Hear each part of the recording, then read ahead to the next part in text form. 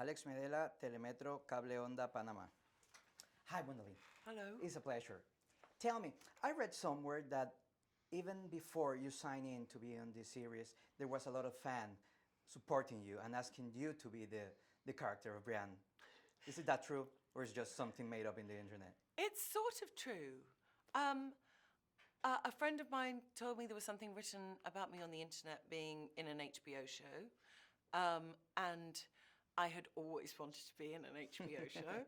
And so I Googled and then saw all of these forums, these huge fan forums dedicated to the novels of George R.R. Martin. Yeah. And they were talking about this character. And so I did my research and found the character and was delighted at who she was and her journey through these fantastic books, and started reading the books and found them totally addictive and really exciting and brilliant pieces of work. And then I was lucky enough to get the role.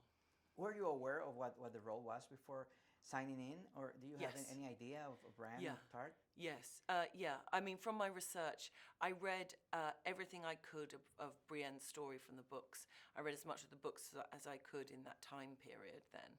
And yes, I was really thrilled by the possible opportunity to play a part which was unlike any other I'd ever played before. Yes, it is. And also a very unconventional kind of character. What excited me was that I hadn't seen a female character represented in that way in a mainstream television program, and it felt like the most exciting challenge. It's a very physical role. How do you prepare for it? Do you have to go through a lot to get into shape and to wear that armor? Is that the real armor? Is that heavy? How do you deal with that? Well, I deal with it because I'm helped enormously by HBO to make it happen. There's a lot of training that takes place. But Brienne of Tarth is such a brilliant warrior. She is highly skilled, and I am not. And so in order to bridge that gap, there's a lot of work that has to be done. So they have facilitated that wonderfully. When I first got the part, I would train for 2, 3 or 4 days a week for about 3 months with a brilliant swordmaster called C.C. Smith. And he, with great humour and great skill, taught me how to sword fight and how to change my physicality. And he has continued to train me, and he makes it a brilliant experience. And it shows like that. It looks great. But was it hard for you to unfeminize yourself for the role? Because you're a woman, you're a pretty woman, and then you have to be the opposite of that. How hard for you, like mentally, challenging going into set and saying, I'm not going to be woman-like, I have to be different? It's fantastic, because I really think it's about time that traditional female archetypes were explored. Yeah. Were exploded, actually. I think it's time that lots of different women were represented, and we were able to see those women represented with true complexity and depth. I love the character because we love Brienne of Tarth because of who she is and what she chooses to do. Yeah.